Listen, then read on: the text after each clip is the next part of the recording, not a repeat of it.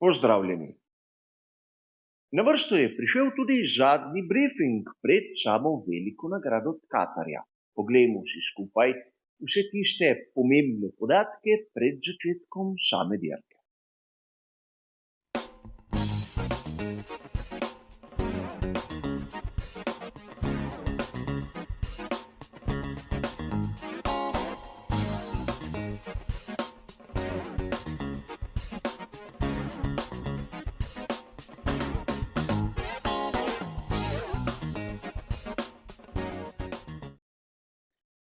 Tudi tokratni zadnji brifing bo kot običajno razdeljen na 3 dele.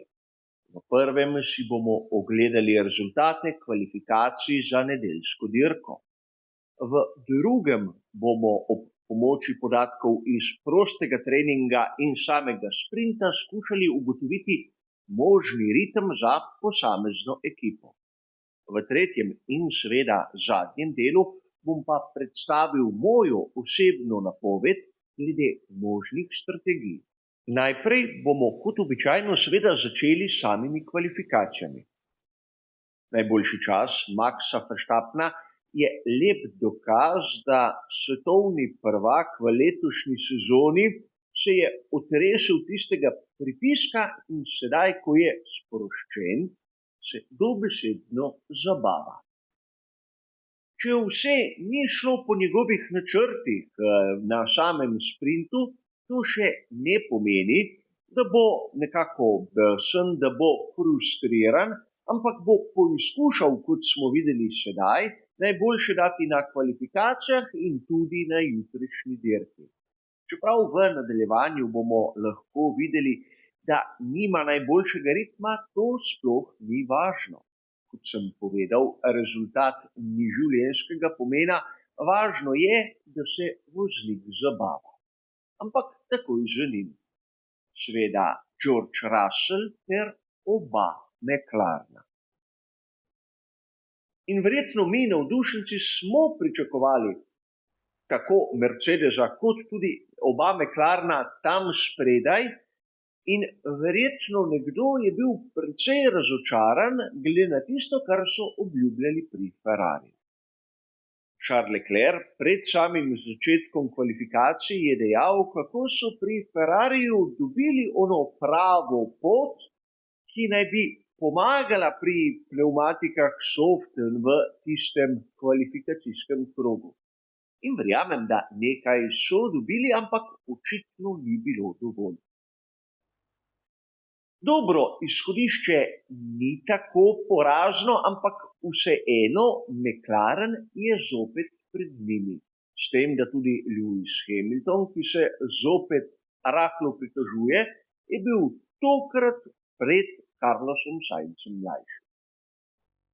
Kar se tiče rezultatov kvalifikacij, ne smemo pozabiti niti Sergija Pereza, ki se je zopet prebil med najboljših 10, ampak tu ni dosegel časa svojega moštvenega kolega.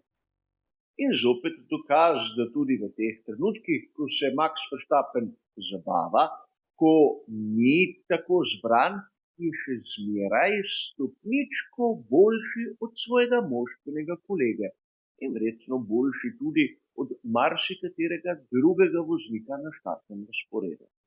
Fernando Alonso med najboljših 10 je tudi seveda ime, ki ga marsikateri navdušenec pozdravlja. Ampak videli bomo, kaj se bo zgodilo na sami dirki. A kot sem že mnogokrat dejal, štartni razpored je pomemben, ampak poleg tistega mesta v prvih vrstah je potrebno imeti dober ritem.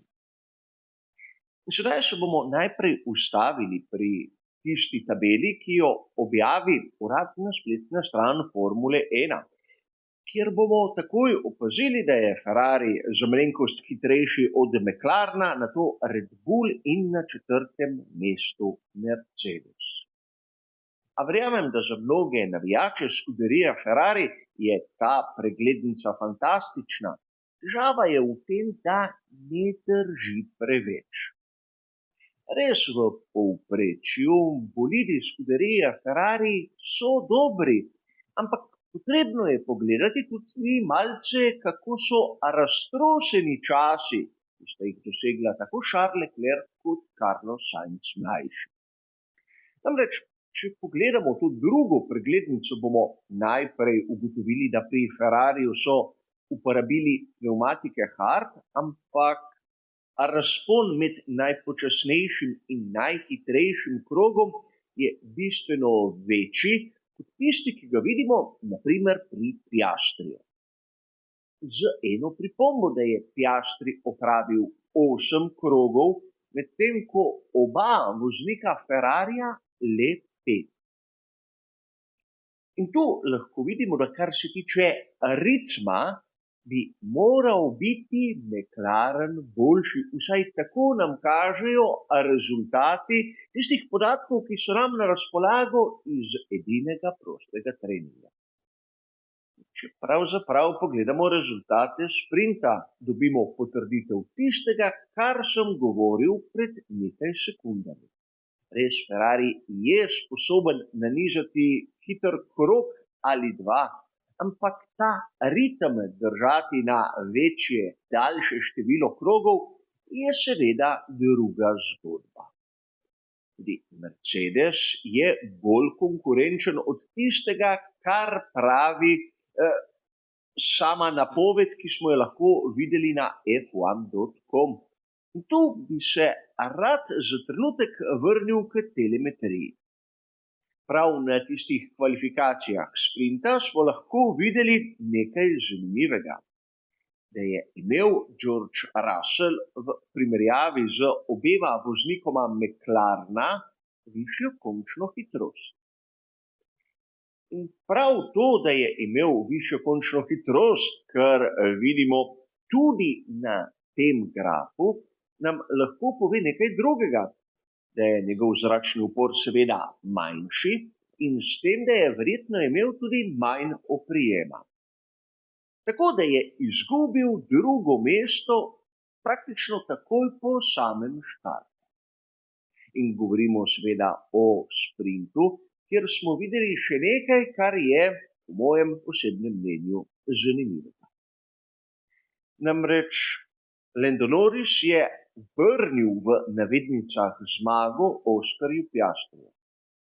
Je to nek kodeks obnašanja ekipe McLaren, ki nima za tisto tradicijo samega motošporta nobenega smisla, ali so pa nekako pokazali, kdo bo v prihodnosti vodilni voznik zaradi tiste točke, ki jo je Piastri nekako podaril Norrisu na prejšnjem sprintu, njegovo mesto na lestvici danes ni ogroženo.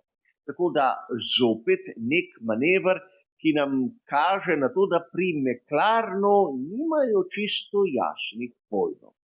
Ampak ne smemo niti pozabiti na dvoboj med Sainzem in Leclercem, kjer je bila razlika med obema voznikoma Ferrarija precejšnja, in seveda serijo fotografij, ki jo vidimo sedaj.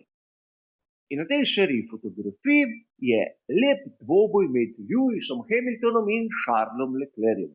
Mogoče le uvod v sezono 2025 bomo videli.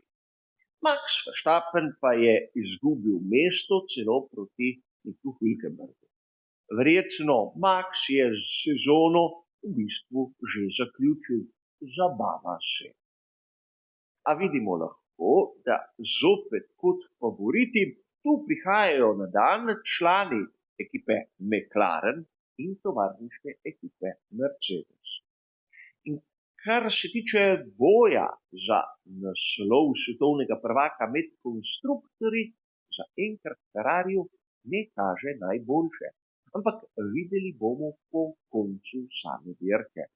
Namreč ni pomemben samo štartni položaj, ni bistven samo ritem, pomembno je imeti tudi pravo strategijo.